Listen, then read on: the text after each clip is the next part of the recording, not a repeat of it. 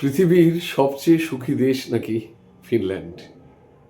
কি মাপকাঠিতে করা হয় সেটা জানি, কিন্তু আমরা ঠিক, অন্তত আমি ঠিক এটাকে সুখ বলে মনে করি না। সুখের মাপকাঠি ওরা ধরে আরবান লাইফ, যেটা যার কাছাকাছি বন আছে, যার কাছাকাছি বিশুদ্ধ জল বা সমুদ্র জল আছে, সেই সব মিলিয়ে একটা ইন্ডেক্স ওরা তৈরি করে। যাক, সেই আলোচনায় যাচ্ছি না। তারই রাজধানী হচ্ছে হেলসিঙ্কি।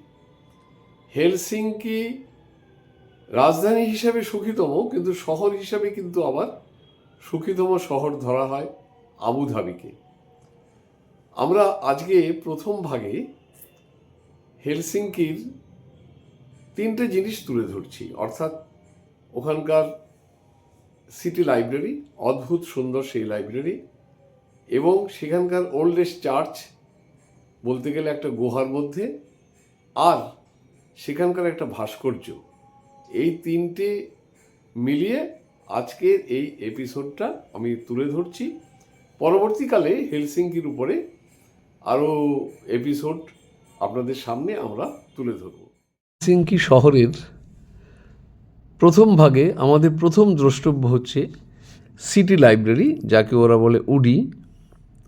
লাইব্রেরিতে 3টে ফ্লোর, 1 লাখের উপরে বই।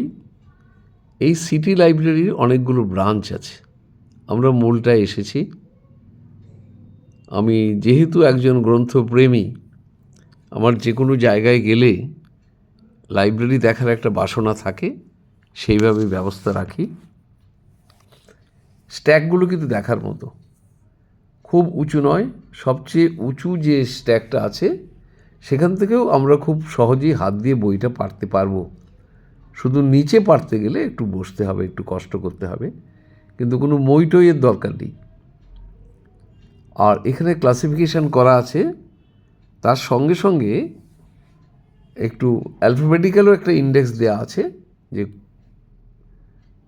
কোন বইটা কোথায় পাওয়া যেতে পারে। মন্ত্রমুগ্ধের মতো আমরা দেখছি,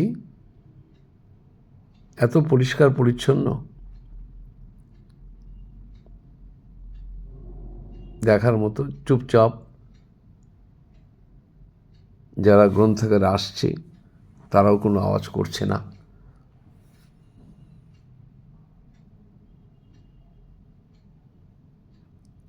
সব জায়গাতেই বসে পড়ার জায়গা। এছাড়া লোন সিস্টেম তো আছেই, 1 মাসের জন্য লোন নেওয়া যায় বই।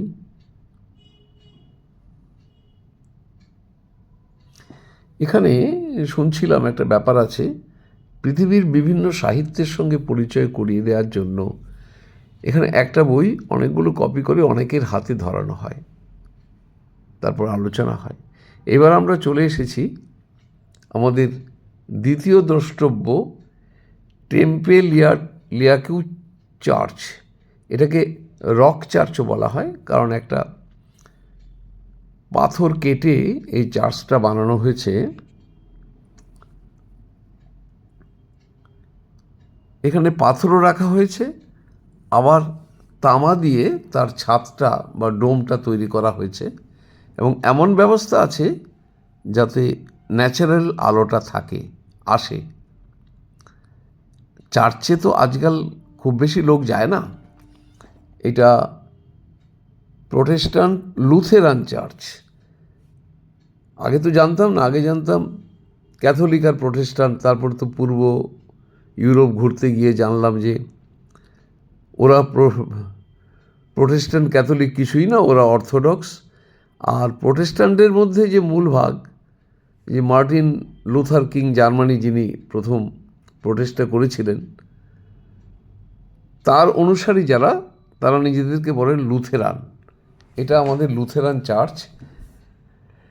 এখানে কিন্তু কনসার্ট হয়, এখানে কিন্তু বিভিন্ন শিল্পদ্রব্যের প্রদর্শনী বিক্রি হয়।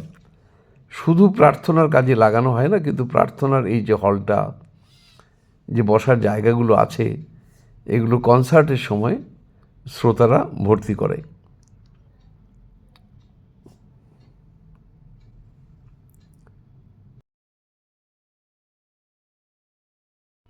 একটু ভালো করে দেখছি, এই যে ডোমের মতো করা হয়েছে, আর এরপরে চলে এলাম আমরা একটা পার্কে, যার নাম হচ্ছে সিবেলিয়াস পার্ক, এবং এটা সিবেলিয়াস মনুমেন্ট। প্রসঙ্গক্রমে বলে দেওয়া ভালো, সিবেলিয়াস ছিলেন এখানকার বিখ্যাত কম্পোজার, সুরকার। তার স্মরণে এটা করা হয়েছে। এটা করেছেন বিখ্যাত স্থপতি এলিয়া হেল্টানন। আর আগেই বলে রাখি, উচ্চারণে আমার ভুল হতে পারে। আর এইটা বিখ্যাত সুরকার বা কম্পোজার জিন সিবেলিয়াসের স্মরণে করা হয়েছে, আর সেই জন্য পাশে তার একটা মূর্তিও করা হয়েছে। এরপরে আমরা চলে এলাম ওয়াটার ফ্রন্টে, অর্থাৎ সমুদ্রের ধারে। এখানে আমাদের এই জায়গাটা ঘুরে মানে প্রাণবন্ত হেলসিঙ্কির একটু প্রাণের স্পর্শ পাওয়ার জন্য আমরা প্রথমে চলে এলাম হেলসিঙ্কি আই। এই ধরনের ব্যাপার সব জায়গাতে আছে, পৃথিবীর সব জায়গাতেই পাওয়া যায় একটা চক্র, যার মধ্যে বসে ঘুরতে ঘুরতে দেখা। না, এটা আমাদের এই মেলায় যে বসে সেরকম না, এখানে বসাটাই অন্যরকম, আর ঘূর্ণায়নটাও খুব আস্তে আস্তে।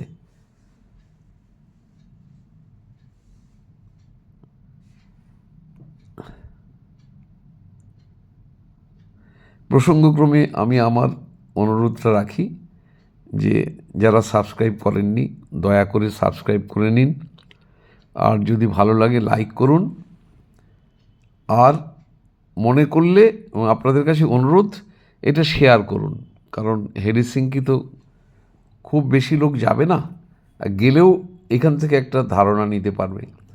এবার আমরা চলে এলাম সমুদ্রের ধারে। দেখুন, যারা নেমেছে জাহাজ থেকে বেশিরভাগ তো আমার মতো সলো ট্রাভেলার, ব্যাকপ্যাকার, তারা ব্যাগ টেনে টেনে। আর ইউরোপে কিন্তু আপনার অন্য কোনো উপায় নেই, আপনাকে কেউ হেল্প করবে আপনার বোঝা নিয়ে, সেটা কোনো হোটেল ফোটেলও কিছু নেই। ইন্ডিয়াতে যেরকম ব্যাগ টেনে নিয়ে ঢুকিয়ে দিল ঘরে, এসব নেই, আপনারটা আপনাকেই করতে হবে। সেটা একদিকে ভালো। আসুন আমরা এই প্রাণবন্ত শহরে সবচেয়ে জমজমাট জায়গা, সেখানে আমরা একটু প্রাণের স্পর্শ পাওয়ার চেষ্টা করি। এটা নাকি পৃথিবীর সবচেয়ে সুখী রাজধানী শহর, মানে সবচেয়ে সুখী শহর নয়, দেশ হিসাবে ফিনল্যান্ড সবচেয়ে সুখী, মানে happiest country of the world. মাপকাঠির উপরে তো নির্ভর করে, এই মাপকাঠি আমাদের মনের মতো নাও হতে পারে। তবে হ্যাঁ, এই শহরে একদম প্রকৃতি ঘেঁষা, একদিকে সমুদ্র, আরেকদিকে মানে শহর ঘিরেই আছে জঙ্গল। এই জঙ্গলে যাওয়া যায়, মানে শহর থেকে খুব দূরে নয়, মানুষ হাঁটাহাঁটি করে, প্রকৃতির খুব কাছাকাছি থাকে আধুনিক শহরের সুবিধা নিয়ে। চলুন আমরা একটু ভালো করে দেখে নিই। এটা একটা ফোয়ারা, প্রায় সেন্ট্রাল প্লেসে আছে।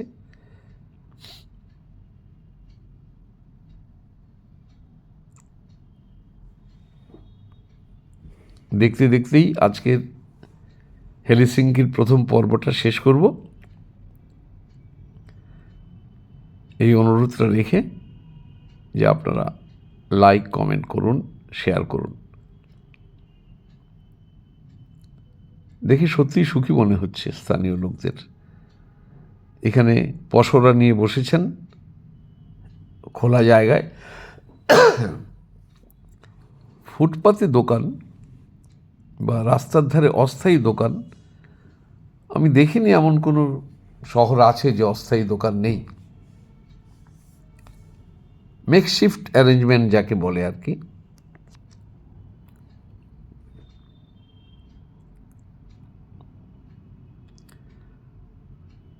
আমরা এইসব দেখতে দেখতেই আজকের এপিসোডটা শেষ করছি।